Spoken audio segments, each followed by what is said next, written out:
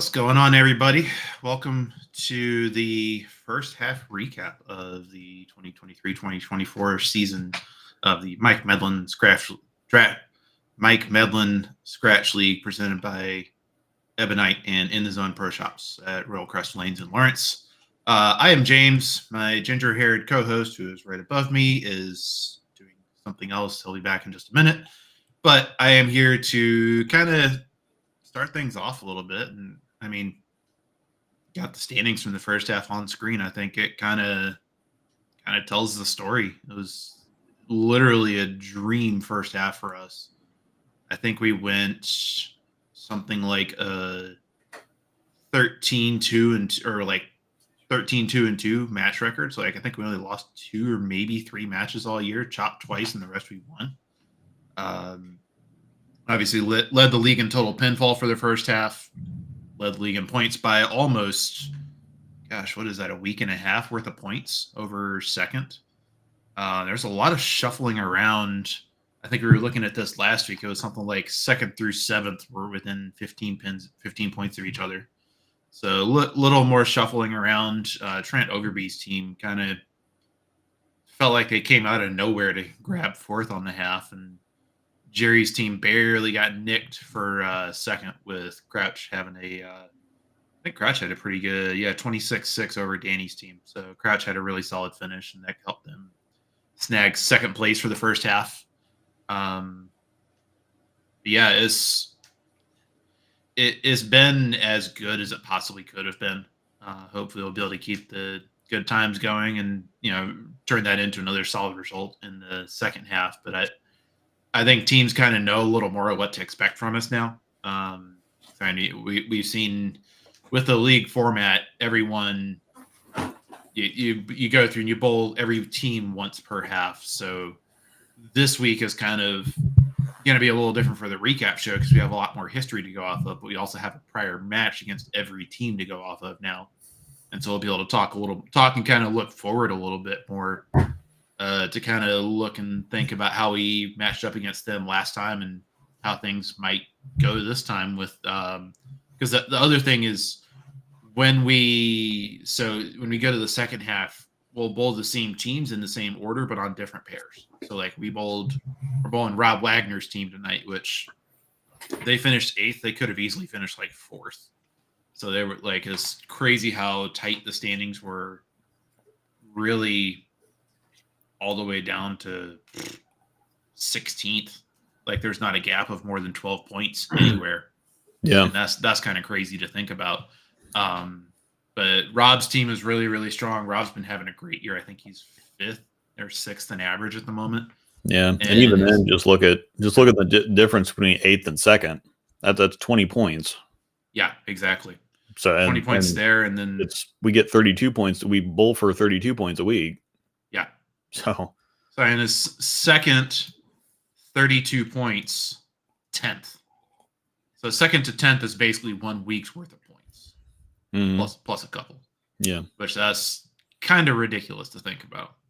But it is really like, even I've been doing a little bit of kind of behind the scenes digging around, looking at points against for the league, and it's like everyone is having about the same thing shot at them. It's like on the points for side, the average range is probably about 17, 18 pins a game, pins per bowler per game. Mm-hmm. But pins against is like 2. So it's like league average is 214. Nobody's had an average over 216 bowled at them or an average under 212 bowled at them through the first half. So it's really kind of cool to see how kind of even things end up at the end of the year. And I mean, obviously Danny and Jesse's teams are both struggling a little bit, but I think that might be something kind of fun to talk about is, kind of think about where folks ended up this half and what teams might make a little more noise in the second half of the year. Mm-hmm. But yeah, I mean, that, like I was saying before you came back, is it was worked as well as it possibly could have with my kind of draft strategy and how this team came together. And it's been just a bunch of really, really solid weeks for the most part. And It's kind of weird. Bowling's more fun when you're winning and putting up solid Yeah. scores every single week. Never would have seen that coming. Yeah. But anyways, I guess on that note, let's jump over and take a quick look at our match last week. So it was the last week of the half, and we were bowling Russ Wilson, the GOAT, the alien, man of the hour. Yeah. He's already scary to bowl against. Yeah. He'd be really scary to bowl against if he actually like practiced. Like that'd be terrifying. Yeah, I mean, he's got a lot of stuff to do. He's got a couple of kids that are, I think 12 and Adam's like 10 or 11. I think Leah's 12ish. yeah. Something along those lines. He's got a couple kids that are getting pretty active they're old enough that they're starting to get more active into school type activities and they're both pretty good bowlers too. Like they're Adam 2 hands and 8 like a 9-pound. He's got a mix and a Maxim, I think. Mm-hmm. Yeah, he throws it better than some people that are in Medlin. And Leah kind of throws it like a Valerie Bercier, and that's not that's a comparison I'd take myself. Yeah. So. Yeah, no, they're both going to be pretty scary if they keep at it and keep working at it. Mm-hmm. But yeah, so we bowled Russ's team. I don't know, that it was a weird night because the lanes our pair got really ugly game 3. Mm-hmm. You shot 250 and everybody else on the pair on the right side had nothing. Yeah, and like I felt like I Houdini'd 224 on that pair. Yeah, and I pretty well aced every shot that, especially like the back. I had the back 6, I'm pretty sure, and they were just all super crispy off my hand. However, my side didn't get like your side did. I was gonna say it was just you on the left side last week, so that made it a little bit easier for you to manage. Yeah, the arm swing was, I made the shots, but the arm swing was free. Yeah, so that's that's an important distinction. That's a good combination to have, though. Making shots and a free arm swing. Yeah. Good things happen when that happens. Yeah, making shots when you don't feel like you have anything to throw at is a lot more difficult than. Yeah. Or just making shots in general, like what happened for me game 2, but we don't have to talk about that anymore. Mm-hmm. I think I split 3 times, so that was not very fun. At this point, are each of your averages higher than what you went in with? For everyone on the team now, yes. So Noah's up to 212. I drafted him at 209. I drafted Jaden at like 202 and a half. 203. It was like 02 and a half or something like that. She's 218. I drafted you at 212. You're at 228. Mm-hmm. And then I came in at 230, and I finished the first half with just like a couple of decimals under 244. So yes, we're all up. I think we're like, I didn't expect myself to be averaging 240 at this point, but I knew that you, Noah, and Jaden being where you were average wise was a definite possibility. So, yeah. I mean, there was really nowhere for me and Jaden to go but up, because we had been above that. I mean, it was a down year for both of us last year. Mm-hmm. I didn't think that we were, like I was talking to Russ about, we didn't think that we were going to be up this far. Yeah. I was thinking, Jaden could hang out at 215 pretty easily, I think. And I was hoping for 220. Yeah. So yeah. And then you discovered the summit was good, and then it was just off the races from there. And I drilled a fresh promotion. That's what I threw last week. Oh yeah, I forgot about that. The didn't use it for the tournament I drilled it for, but man, it came in handy on Thursday. Yeah. No, the new blue before the new blue was cool. Mm-hmm. What I'm calling that one. Yeah, I've got my own new blue. Yeah, it's just an old blue, not a new blue. Yeah, plus it smells like Old Spice. Yeah, that it does something. My phone's blowing up. Sorry. All right, shush. Do not disturb. It's lacking. Very professional production here, by the way. But yeah, anyhow, you and Russ were pretty again. Yeah. Russ just kind of lost the look the last game, and you got stuck in some transition the second game. Yeah, I disagree with that. I got stuck in throwing it like a cotton-headed Ninny Muggins second game, and then I got behind the transition because of that. But Realistically, I'll own most of that 181 is just pure shot making issues. So. Noah was pretty consistent again. Yeah, definitely. And we had thought going into this, Richard Allen's down a little bit this year, and we talked about it last week that he generally stays out of trouble. He had up until that last game when pretty much all the righties lost their side. Yeah. He had a good set, and so I had thought that we were going to get, 3 points from Jaden there at least. Yeah. But Richard bowled pretty good. And yeah, the problem was more that and I don't know if you caught on to this, but the problem was that like the two lanes were pretty close the first, the close like 15 frames or so, and then they just got completely different from each other. Yeah, 13 and 14 is the one pair that starts out different. The one lane starts drier, and by the end of the night, they flipped, and the other lane's drier. Yeah. Oh, Christian West, thanks a bunch. Hey, we got a super chat in here. Yeah, so we'll go ahead and hit that. Love the content. How do you guys tackle the down years mentally? I get frustrated and play worse as the season goes on, even with practice. Well, I can definitely talk about that because I had 2 down years. Because when I switched to lefty, it ended up going better. It went great, and then it went terrible. Yeah. Kind of what the story was. Right? It went great initially, but my game plan was that year I was going to do a kind of a slow transition. I was going to stay righty for the scratch league, but bowl my mixed league lefty and kind of ease into it because I didn't want to go straight into the scratch league as a lefty, still shooting like 50% of my 7 pins and whatever else.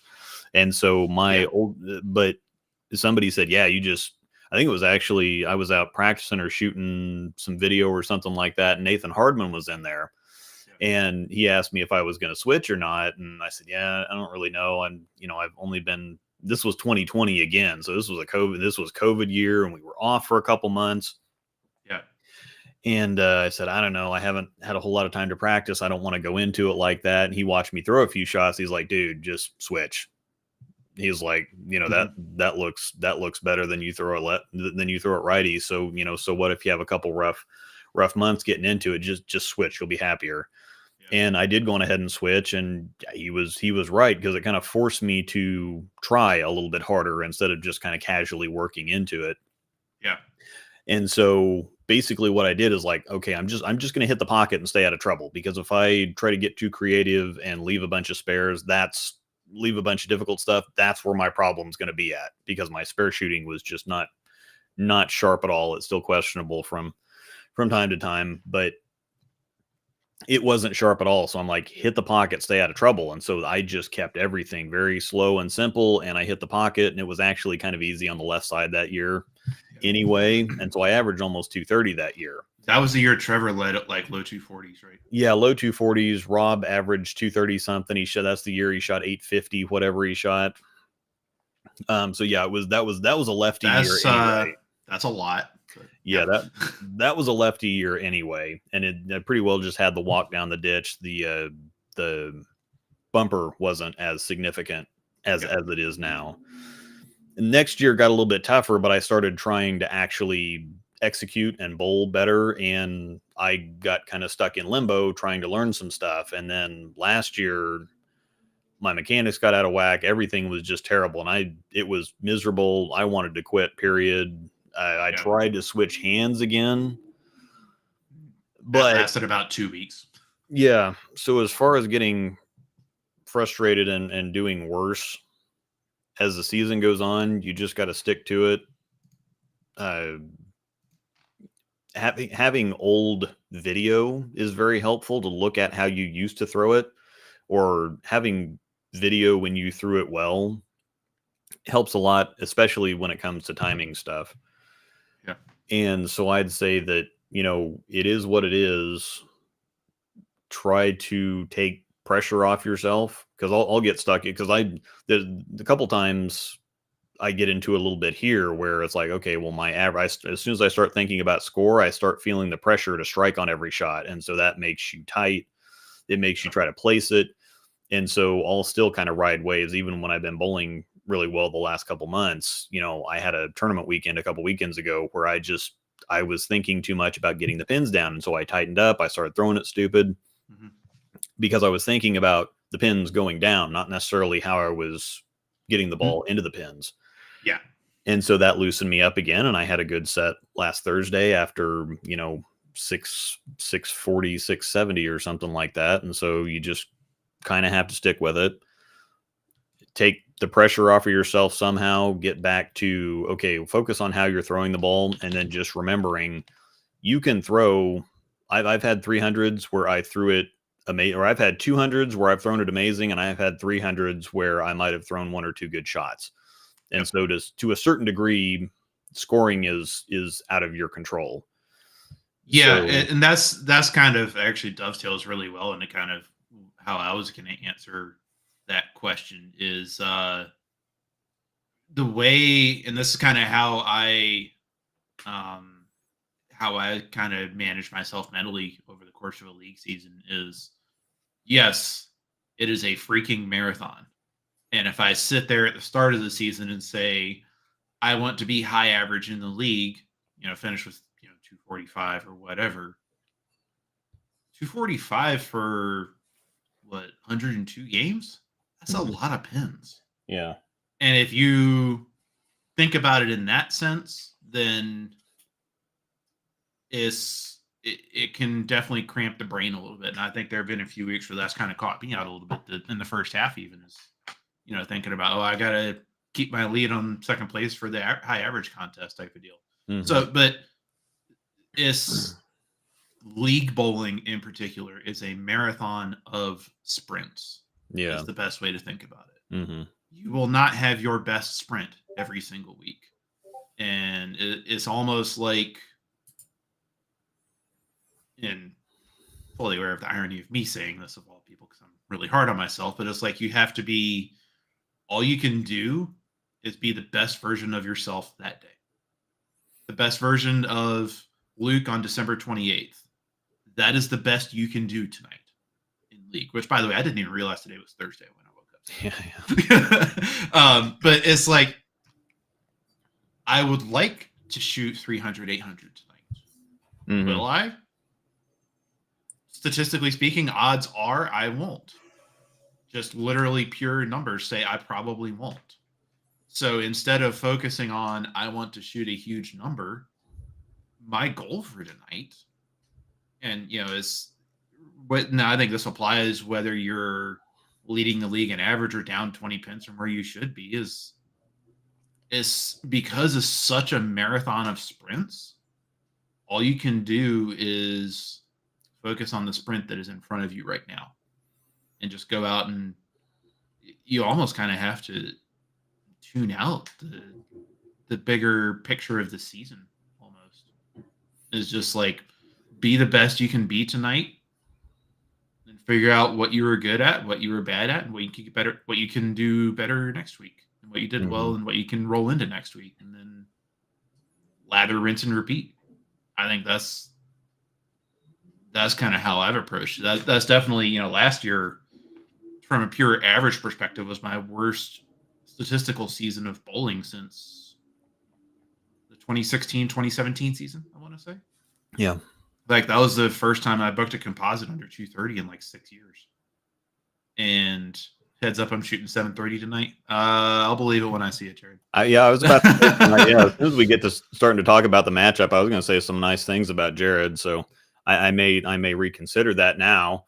we want to talk. Yeah, I don't appreciate that nonsense. But it really is like, I think the more you can just kind of isolate and not think about it in the moment, I think the better off you're going to be ultimately, especially when you're struggling. Like, it is hard to kind of get away from that, but if you can find a way to do that, I think that'll help. So. Yeah, I think realistically you can throw it perfect, and if you get tapped a couple times a game, that's 250 something. Yeah. So, and Andrew makes a good point. I did the opposite thing. I got upset and tried to use the angry to throw it better. Sometimes that works for people, like Pete Weber. You just don't piss off Pete because you or want Kyle him. Troop. Yeah, you want them kind of just casual. As soon as you piss them off, that's when they get focused. That's when the switch flips and they get really engaged. Yeah, Christian. Yeah, we're both extremely hard on ourselves, and so we get down faster, I think, than most other people would, and so Yeah. we definitely get this. The best thing that you can do is logically go through things. Just break it down logically and say, okay, I can throw it amazing. So the problem is people link scores to execution too much. Because and sometimes it does have something to do with it. Sometimes if you're not getting it off your hand clean, you're not going to have great ball reaction, you're not going to have great hit. But sometimes, I mean, again, there was the week that I thought that I was going to shoot my first lefty 800 the week I got back from nationals, because I went 289, 278 or something like that. And then I threw it amazing the last game, but the back ends tightened up just a smidge. And I had 7 or 8, 9. I shot a clean 190 the last game. Wasn't throwing it different, wasn't thinking about it more. I was just on it and throwing it, and the angles or the back ends tightened up, whatever, something just got a little bit off. And so all of a sudden I was wrapping 7s and driving by 8s or stuffing 8s rather. Yeah. But I'm tissed. If you know, you know. Yeah. But anyway. Yeah, I mean, I was just looking back at because I have a spreadsheet that I keep track of kind of what happens and what I do every week.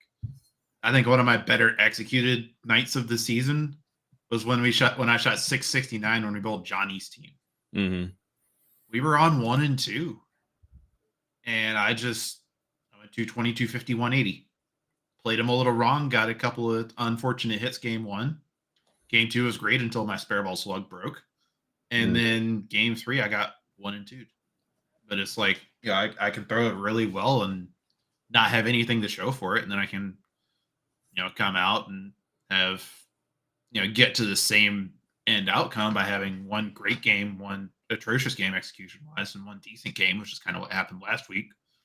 Or I can throw it just kind of okay, play the lanes right, and get get the ball reaction dialed in and pop off 740. Like all of those it's different. What you said, scoring doesn't necessarily directly correlate with execution. Ideally, in the long run, ideally it will.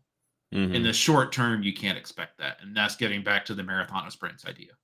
Yeah, and that was kind of reinforced to me at nationals, and that's why I had such a good set when I got back, is because we bowled the Bowler's Journal, and then we had 2 team practice sessions, and then we had team, and then we had doubles, and I was tight throughout the entire thing because I was trying. I was trying to make shots, and I was trying, and it didn't work out for however many 15, 20 solid games, and I'm like, well, you might as well just loosen up and throw it. You can't do any worse. So what if you like, well, I don't want to throw it out the window. I don't want to throw it out the window. It's like, well, what's the worst that happens? You split again. I've thrown it out the window several times trying not to throw it out the window. So you might as well just relax and let go of the ball. And then I shot, 650 or 660 or whatever in singles, going open to finish the set. And so I had a really free swing when I got back. And so it's like, yeah, okay, well, maybe I should do that all the time. Yeah. If you throw one out the window, you throw the one out the window. But typically you're being tight will create more problems than occasionally, throwing one out the window. So you might as well just let go of the ball and let what happens. Yeah, exactly. And it is to kind of loop back to one last thing of Christian's comment, and then we can get back to actually talking about the league a little bit. When I get frustrated, I do everything worse, and the frustration comes from the scores not following. And that does get back to the marathon and sprints idea. It's just like, last year I knew I was, I moved to a new area. I made my first substantial fit change in like 3 years. Was working on actively, in the moment, changing kind of how I approach ball motion and learning to bowl league in a new building. And I thought I wasn't going to be a captain at the end of the first half last year. And it was just kind of I was probably a little too aggressive with some of the attempted adaptations. But I mean, ultimately, it was like every week I was just trying to take what I learned and what I did well and roll that into the next week, and what I could do better, I tried to do better the next week. And it's just kind of like all you can do is chunk away in the moment. And if you keep doing that and just kind of keep yourself in it and, keep putting the best foot forward that you have for that particular day, then there's not really anything else you can do. And expecting more of yourself, I think, is honestly a little bit unfair, for lack of a better term. Yeah. Yeah. Anyways, let's talk about some bowling, because we've already been going for 30 minutes. We haven't talked about basically anything. Yeah.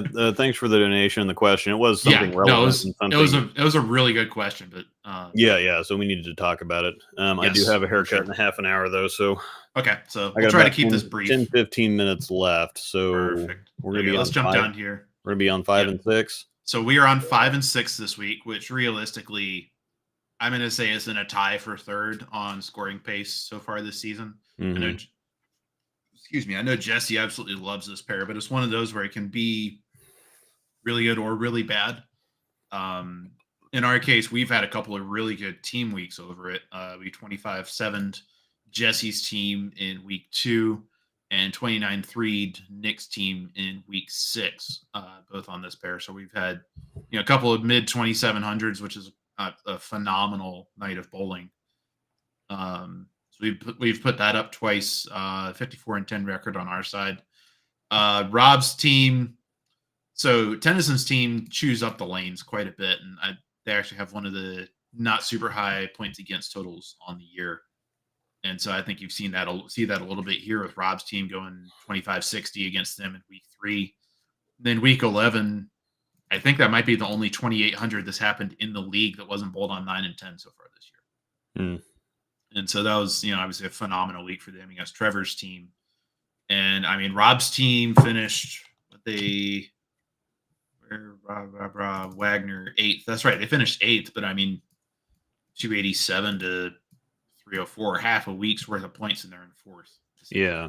So they're, it was very, very close, in the standings right there. And I mean, they're one of the teams that I think is built a little bit like us, where they are solid top to bottom, going to keep it in play and not really give away all that many pins. And so, realistically, I expect them to bowl significantly better than the 25-49 that they put up against us in week 1 last year. Yeah. I like us to beat our total as well. This being on 5 and 6, I'd say like a points total in this range of like 19-13, 18-14 type stuff. And us, being within 30 or 40 on total, but both teams getting 100 sticks higher, I think is could be a decent, reasonable to expect type of outcome almost. Yeah. Which a couple of things.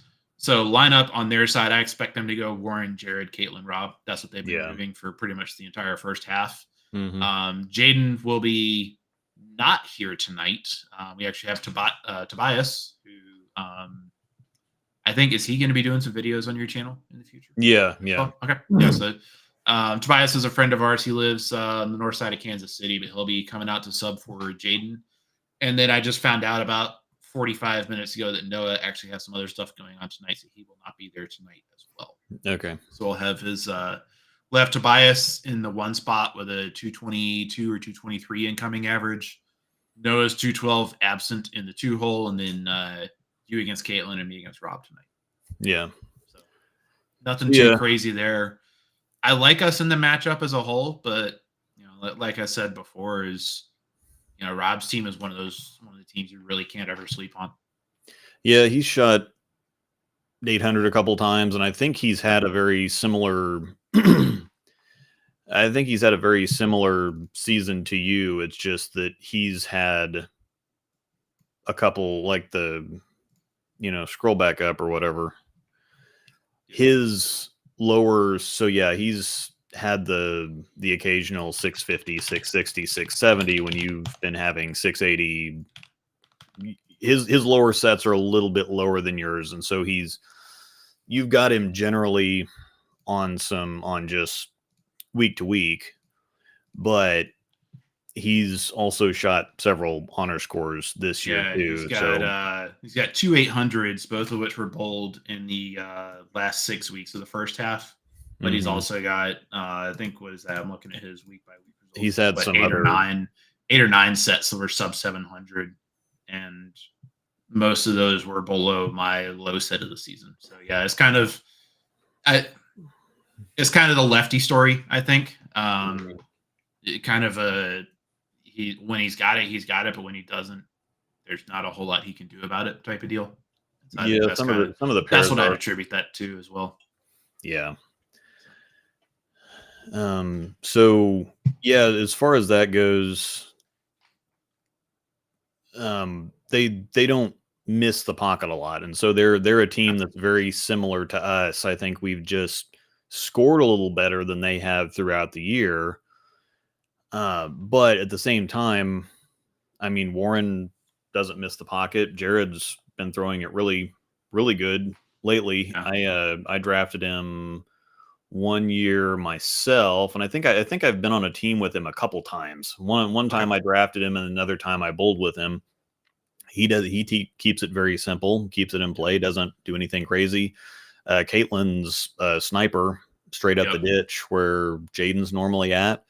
And so with no Jaden, no Noah, Caitlin's going to have the rail all to herself. She hasn't been playing the rail this year, though. She's been going like territory. Like she's been more like super rail, like 11 to 9 type of deal. Yeah, like up below the line, not nearly as far out as what Jaden's been doing. Yeah, but still, Tobias is going to be playing deeper. He's got a higher rev rate. You're going to be a little bit deeper. Warren and Jared are kind of in the middle. So Warren, Jared, Caitlin's a little bit right of them, but they generally kind of play straighter in the track area. There'll be a lot of track development on the right side. Yeah, it's just going to be them, and then you and Tobias will be a little bit deeper. Yeah, and then it'll be me and Rob on the left side. And typically, when Rob and I are together, things don't go well. Well, it was I think the pair was weird when we bowled them. It's different, and I wasn't throwing it that great and whatever else. And their last half, sorry. Yeah, and I think that I've kind of migrated. I was talking to you about this at the start of the season. I'm like, well, if Rob's got a lower rev rate than I do, or than I had anyway to start the season. Yeah. And if I'm playing the lanes differently than Rob, I'm probably wrong. And so that's what made me start thinking and start looking at things. And I'm like, well, he's been playing third arrow most of the year, and he doesn't have that big of a rev rate. And so what am I missing if I'm trying to play straighter than that? And as soon as I kind of got on top of that, so I think that we'll be playing the lanes very similarly tonight with similar kind of equipment.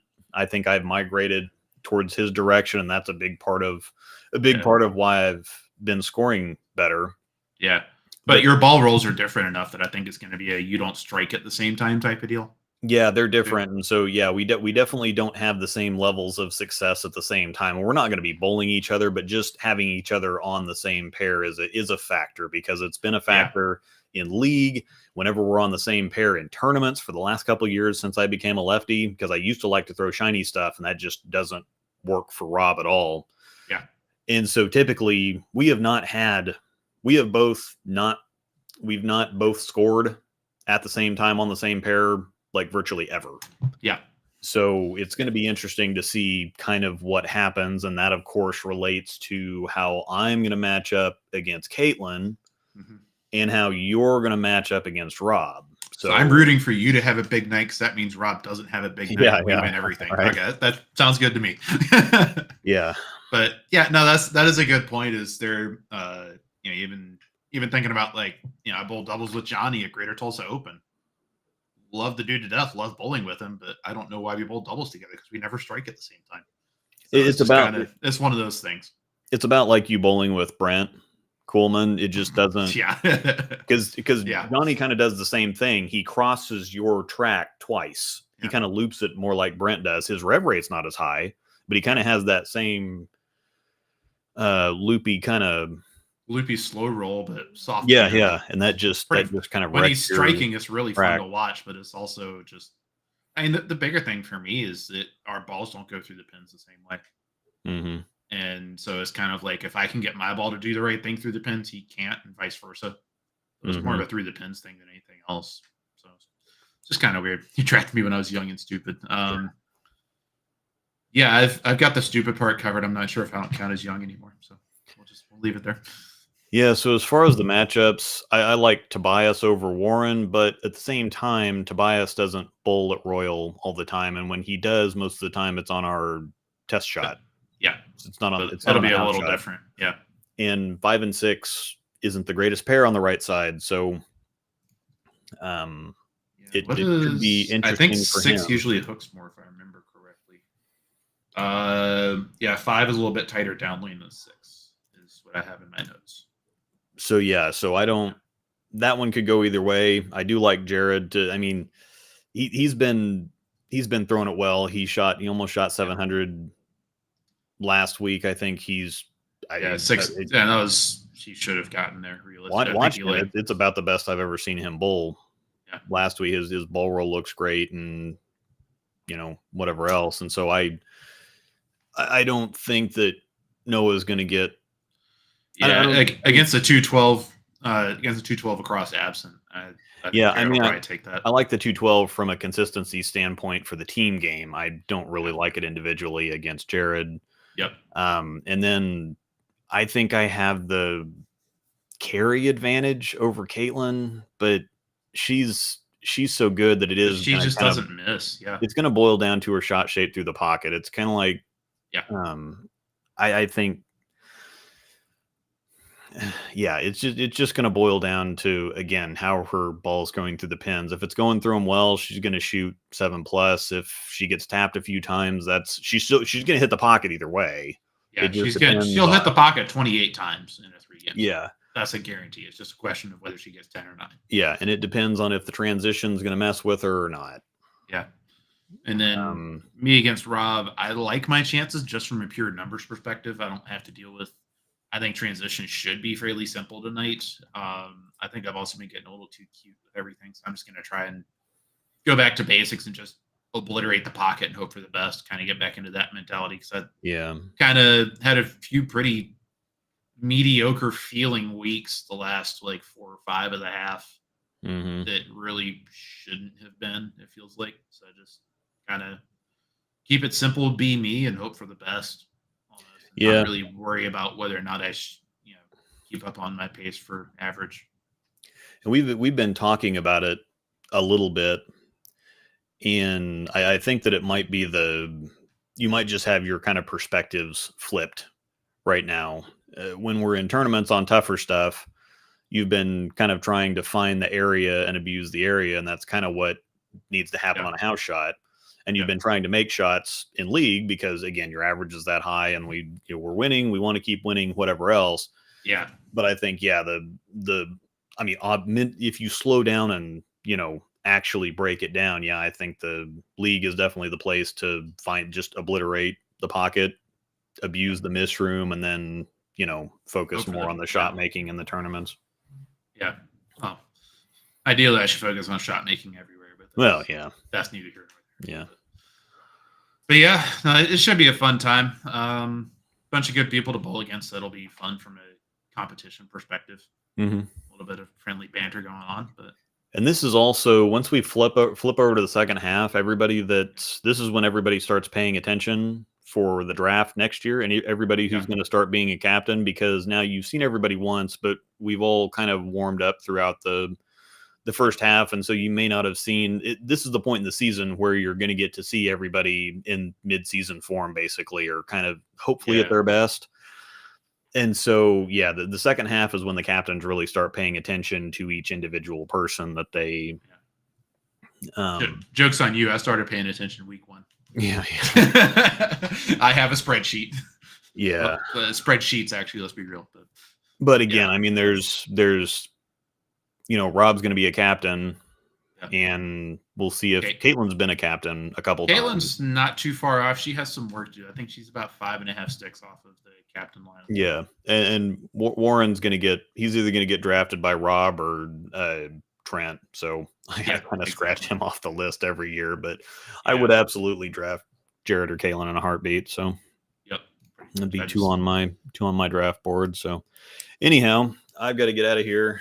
Yeah, no worries. So we've already talked about this long enough. So I was gonna say, I think this horse is beaten dead in some middle schooler's art project. I think is a phrase used in one of the videos. So.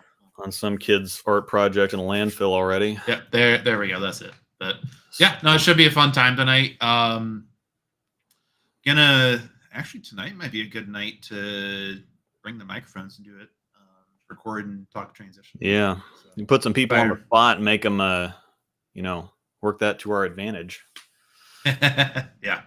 I'll definitely do that a couple more times this half. That seemed pretty well received on my channel. So, yeah, there you go.